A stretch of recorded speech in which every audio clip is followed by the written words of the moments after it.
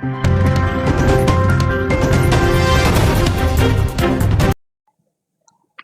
अदालत time मधनं विनोद सपकाळे जळगाव येथून मयुरीताई यांचं निधन झालेलं आहे, दुःखद निधन. तर त्यांना जी घटना घडलेली आहे त्यांचं म्हणणं असं आहे. बर, निर्मलाबाई गोपाल पाटील असं माझं नाव आहे. अच्छा, काय झालेलं आहे? माझ्या मुलीने विष घेतलेले आहे, म्हणजे त्यांनी दिलेले. कोणी दिलंय? तिच्या नवऱ्याने तिच्या सासूने दिले. अच्छा, मॅरिड होत्या? लग्न झालेलं होतं? लग्न झालेलं होतं, पण त्याचे 5 वर्षापूर्वी त्याच्या मामाच्या मुलीसोबत बर, जयश्री दंगल पाटील खडीभोकरीची आहे ती. अच्छा त्याच्यासोबत त्याची 5 वर्षापासून रिलेशन होती. अच्छा, त्याच्या घरच्या लोकांनी आमच्यापासून लपवून ठेवली ती गोष्ट. बर, माझ्या मुलीच्या सोबत लग्न करून टाकलं. तुम्हाला न सांगता? आम्हाला न सांगता, आम्हाला कळूच दिलं नाही. तर त्याचं काय हे ते आम्हाला काहीच माहिती. काय नाव होतं ताईचं? भुवनेश्वरी दीपक पाटील. भुवनेश्वरी दीपक पाटील. त्यांना मयुरी दीपक पाटील असं नाव तिथं ठेवलं होतं. बर, माझ्या घरचं नाव भुवनेश्वरी गोपाल पाटील, तिच्या वडिलांचं नाव बोलते मी. तिच्या नवऱ्याचं नाव तिथं होतं मयुरी दीपक पाटील. अच्छा, मयुरी दीपक पाटील. हे कुठले आहेत? कुरवेलचे ते. कुरवेल, तावसा, चोपडा तालुका. चोपडा तालुका. आणि राहायला लग्न झाल्यानंतर कुठे होत्या त्या?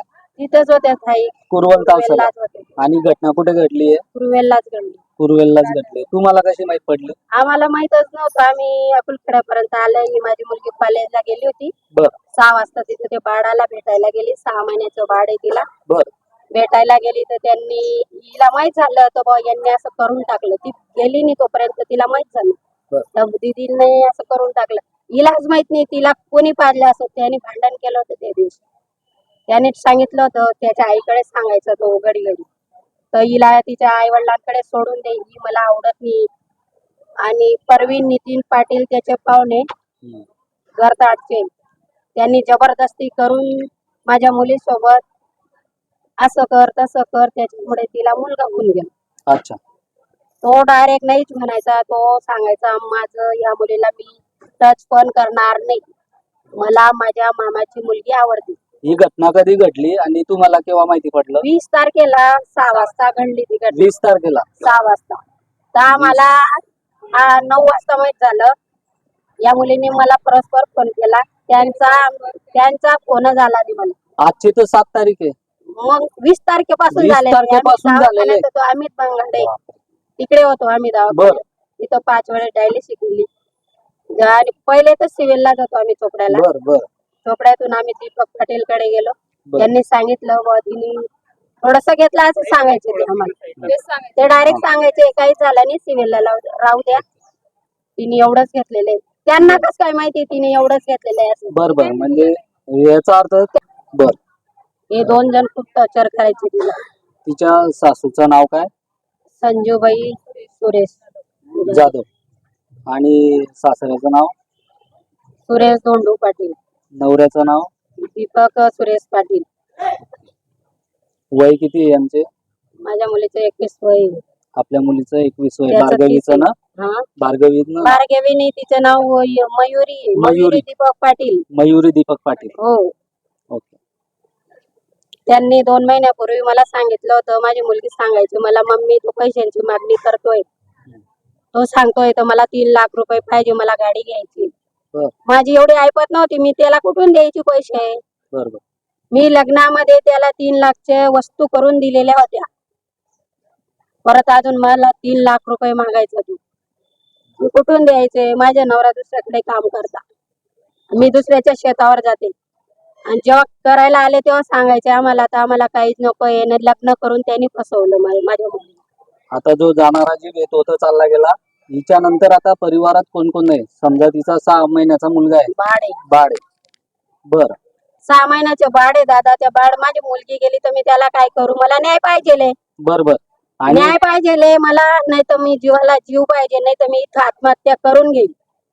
गुजर समाजामध्ये असं व्हायला नको पाहिजे. माझ्या मुलीसोबत झालं असं कोणासोबत व्हायला नको पाहिजे. हे माझी विनंती आहे सगळ्यांना, पोलीस लोकांना, मीडियावाल्यांना, सगळ्या गुजर समाजाला मी हात जोडून विनंती करते. मला मुलगा नाही आहे. माझा मुलगा माझी मुलगी होती. बरं. माझी जिंदगी माझ्यापासून निघून गेली. माझ्या मुलीला न्याय पाहिजे. तो परत परत माझ्या मुलीकडून पैशांची अपेक्षा करत होता. त्याच्याकडे भरपूर आहे तरी माझ्याकडून पैशांची अपेक्षा करत होता तो. त्याच्यामुळे त्याला काहीतरी दंड भेटायला पाहिजे. त्याच्यामुळे मला विनंती आहे सगळ्यांचं, तुम्हाला न्याय पाहिजे.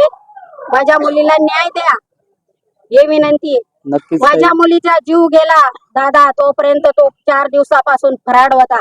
बरं. तिचे नंदी भाऊ, तिचे नान सासरे होते, ते पण फरार झाले होते काल. साप आले का ते समोर? ते 8:40 तिचा जीव गेला तेव्हा आले नाही ते, तेव्हा तर ते घरीच गेले होते. फोन पण कुठे उचलत नव्हते दादा ते. बंगाडा हॉस्पिटल मध्ये किती दिवस होते आणि तिथून केव्हा आले? 9 दिवस होते दादा. आम्ही शनिवार आम्हाला 8 दिवस झाले होते. हा. तिथून त्यांनी सांगितलं मी नाही म्हणायची, मला कुठंच काढायचं नाही, माझी मुलगी मला इथंच पाहिजे. ते काय सांगायचे, ताई दुसऱ्या दवाखान्यात सुधरून जाईल असं सांगायचे ते. मग आम्ही दुसऱ्या दवाखान्यात घेऊन गेलो, तिथं पण 9 दिवस राहिलो. पण माझ्या मुलीला काहीच फरक पडला नाही. परवाच्या दिवशी त्यांनी आमच्याशी भांडण केलं. आम्ही पैसे लावतोय म्हणे तरी तुम्ही बोलत नाही म्हणे आमच्याशी म्हणे, असे सांगायचे ते. मी त्यांना सांगून दिलं होतं, तुम्ही पैसे लावताय तर तुम्ही काय उपकार करताय? बरोबर. तुमच्या घरी झालेले माझ्या मुलीला, तुमच्या घरी झालेले तुम्ही दिलेले. बरोबर. आम्ही गेलो नाही तोपर्यंत सिव्हिलला तिथं त्यांनी जमाने माझ्या मुलीच्या उलटे शिलटे घेतले. बरं. जेव्हा आम्ही अकुलखेड्याला आलो, फक्त 10 मिनिटाच्या रस्ता चोपड्याला भिडायला राहिला होता, तसं आम्हाला तिच्या नंदू भाऊचा फोन आला. नितीन प्रल्हाद पाटील त्याचं नाव आहे. बरं. त्यांनी सांगितलं, तो सांगायचा असं ना असं मयुरीला झालंय, थोडंसंच घेतलंय म्हणे, घाबरू नका म्हणे. बरं. असं सांगून दिलं होतं. आम्ही गेलो नाही तोपर्यंत त्यांच्या गावाचे 500 माणूस सिव्हिलला होतं. बरं. आम्ही काय माहिती माझ्या मुलीने एवढीच घेतलेली असं. हा प्रश्न आहे माझा, तर एवढी कस काय सांगितली त्यांनी? त्यांना शिक्षा व्हायलाच पाहिजे, कठोर शासन व्हायलाच पाहिजे. माझी मुली, मी जोपर्यंत शिक्षा होणार नाही तोपर्यंत मी इथून उठणार नाही आणि मी ब्रेक पण देणार नाही. मला न्याय पाहिजे. त्यांनी असं हुंडाच मागायचा, तो घडी घडी पैसेच मागायचा. त्याला सांगून दिलं होतं मी, तर मला माझ्याकडून फक्त अपेक्षा एकच आहे, तो फक्त मुलगी भेटेल. मी सांगून दिलं होतं त्यांना. त्यांनी तेव्हा हो म्हटलं. 2 महिने लग्नाला झालं, त्यांनी एवढं टॉर्चर केलं माझ्या मुलीला, एवढं टॉर्चर केलं, खूप टॉर्चर करून टाकलं. ती प्रेग्नेंट राहिली तेव्हा पण आम्ही त्यांना सांगितलं तर मला फुकट फारकती घ्यायची. तेव्हा पण ते नितीन प्रल्हाद पाटील मला बोलले तर नाही बाई सुधरून जाईल तो, असं आम्ही तिला धमकी देऊ, असं करू तसं करू. तो तिच्या सोबत रूम मध्ये इतका टॉर्चर करायचा तिला, आणि त्याच्या आई वडिलांसोबत सांगायचा ही असं करते ती तसं करते, असंच बोलायचं. तो माझ्या मुलीला खोटं ठरवलं. 1.5 वर्षापासून खोटंच बोलायचा तो. खोटं बोलून बोलून माझ्या मुलीला संपवून टाकलं त्याने. ठीक आहे ताई. पाटील हे मयुरी ताईंच्या आई आहेत. त्यांचं म्हणणं आहे की माझ्या मुलीने स्वतः विष पिलेल्याने तिला पाजण्यात आलेलं आहे, तर पाजणारे जे आहेत त्यांचे सासरे आणि त्यांच्या घरचे, तर त्यांना कठोर शासन व्हायला पाहिजे अशी त्यांची इच्छा आहे. आणि त्यांचं म्हणणं आहे की जोपर्यंत या लोकांना पोलीस शासन अटॅक करत नाही तोपर्यंत आपण मृतदेह घेणार नाही असं ते म्हणतायत. आणि